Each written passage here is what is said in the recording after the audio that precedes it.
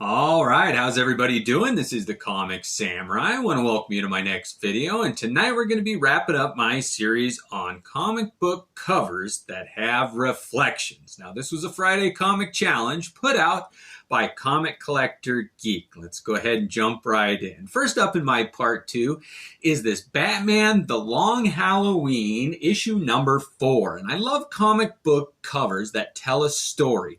And not only does this one have a story of the hands that are doing the toast, Joker and Batman, but you see the reflections in the wine flutes that they're drinking out of. But on top of that, as they toast, the glasses are breaking, meaning there's going to be a conflict. Something's going to happen, and it tells such a cool story with one static image. It's amazing what Tim Sale, the artist, was able to do on this cover.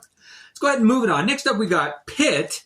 I don't see a number on this one, but it's a cover done by Dale Keown, and I liked that Pitt series, the ones that were done with Image. This, it says Full Bleed on it, and I don't know exactly what the story is, but this cover, all those multiple reflections in all the different areas of Pitt's face, and you see that horrified image of the guy he's attacking underneath the mask. Oh, and his reflection in that red glass that's left, and it's shattered. Oh, something's going on. You got to find out what. I like that. All right, next up is Silver Surfer number 26. And this is done by the great Ron Lim, who's my Silver Surfer artist for sure. When he started doing all the pencils is when I really got interested in the Silver Surfer and this one. The next couple are going to be reflections in either glasses or headpieces or something. And this looks like an iPhone or a smartphone somebody's holding up. It's really ahead of its time, but I like that image. The Silver Surfer coming at the viewer. Oh, it's a great one. Next up, we got Poison Elves number 29. This one features an image of Lucifer. He's an elf, the main character in the story. His name's Lucifer, reflected in a glass's lens, and it's just one glass. It's an interesting image. You see the eyebrow and the eye behind the image, and it just tells a story. Are these guys friends? What's going to happen? There's some tension here, but let's open it up and find out. Next up, we got Wanted number 6.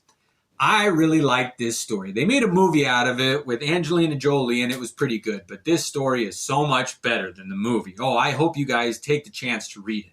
But this is an interesting one because the new hero, who was supposed to replace his father, is now facing his father. So the young guy is the one in the reflection holding the gun who's doubled, and he's facing off against his father, who you thought was dead. Is he dead? Is it an imposter? What's going on? But what a great reflection in the image of a cover right here. Next up, we got a classic, and it's Marvel's, and I'm having a hard time seeing what image or what issue number this is, but it was done by Alex Ross, and it's one of those that has an acetate overlay over the top of it, and thank goodness it doesn't block much of the art on this, but there's an image of Spider-Man's eyepiece with Green Goblin and Gwen Stacy reflected in the image, and that haze. Nobody can do painted realistic art like Alex Ross, and the image of the Green Goblin here, you can tell it's a guy in makeup instead of just a mask or something, or an unbelievable goblin face. But this, oh, the realism in it is what makes it scary in my opinion. Next up, we got Ultimate 6 number 2, and this is another take on reflections in eyepieces. And there's a famous Amazing Spider-Man issue with Dr. Octopus done by John Romita, one of his early issues. And this is an homage to that with Spider-Man reflected in Doc Ock's goggles. And it's an updated one because it's the Ultimate line. And how fitting is that? Next up, oh, this tells such a great story. This is Action Comics number 662. And it's the first time that Lois Lane finds out Superman's secret identity of Clark Kent, and they tell the whole story right here. Her expression on her face as she's removing Clark Kent's glasses as he is bursting through as Superman. You don't need to see Clark's face to know that she's learning the biggest secret he's kept from her all these years. Oh, I really like the story told in that cover. Next up, we got Astro City number 18, and this is another one done by Alex Ross. And nobody can do realistic reflections on metallic chrome-like surfaces that are not flat like Alex Ross. I mean, look at that. This is a person's face, and yet you can see the images reflected on his face very clearly, and they're not distorted so much. It looks like it's realistic. Oh, he does such a great job of reflections. Next up is the Authority number 9, and this is a Hitch cover, and he's another one. This is a different style of it, though. It's not painted. It's like a digital image that they manipulated onto the surface of this, the engineer is her name, of her body. And oh, what a great, beautiful image this is. And they paid homage to it in this Authority number 23. This is a different artist, but the same character whose outfit has been updated. And again, there's a reflection of some of her teammates in her reflective bodysuit, and it's just another take on it. And I like this one just as much as the first one. Next up is the Silver Surfer number 75, and this is a lot like Silver Surfer number 50, which is one of my all-time favorite foil stamped cover. But not only does this have the foil stamp, but it has kind of an iridescent glaze on all of the metallic surfaces. And when you get the lighting just right, oh, those colors just light up. It's like an electric comic book in your hand, and it's a sculpture of the Silver Surfer. This is one of the most beautiful covers I have ever seen, done by Ron Lim. And oh, when they do a gimmick cover right, I enjoy them, and that is how you do it right.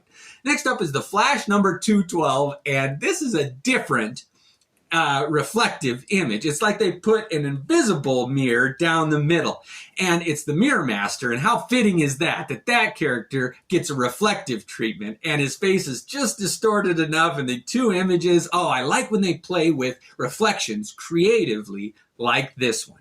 Next up is Ghost Rider number 16 with art done by Mark Texiera, who is just my Ghost Rider artist, hands down. And the image of Hobgoblin reflected in the Ghost Rider's front shield. I liked his redesigned motorcycle because it did have that big flat surface on the front, and they used reflections in it quite often. To good effect, mind you. And Spider-Man, Ghost Rider, I think is Johnny Blaze on this one too? Oh man, the whole team is there. This is a great comic book. I loved that second series early stuff with Mark Texiera art. All right, we only got a couple left. Next up is Rorschach number 2. Rorschach? Anyway, however you say that guy's name, it is an amazing cover. It's a reflection done in a tabletop with ketchup. And the way the ketchup lines up is like a Rorschach test or ink blot. And it's just layer upon layer, as Alan Moore is wont to do. He wasn't involved in this, but he's the one, Alan Moore, who wrote the original Watchmen series. And this is kind of a take up on that. And I was heartbroken when I heard that they were going to do additional stories on the Watchmen mythos. But I was pleasantly surprised. I gave a couple of them a chance, and I am so glad I did, especially this one. One of the most creative, reflective covers I have ever seen. I like that. All right, last one. This is my all-time favorite cover worth of reflection, and it's Captain America number 286. And this is, there was a two-part story here, and they reintroduced Deathlock. And if you're going to do a character who's been kind of out of the spotlight for a while, you better bring him back with style. And nobody can do it like Mike Zeck, one of my favorite cover artists of all time. And the grunginess of that Deathlock character, reflected with Captain America. And just, I get so excited, I get mumble mouth. But I hope you enjoyed these reflective covers as much as I did. Thanks a lot for joining me, and we'll catch you next time. Have a great night.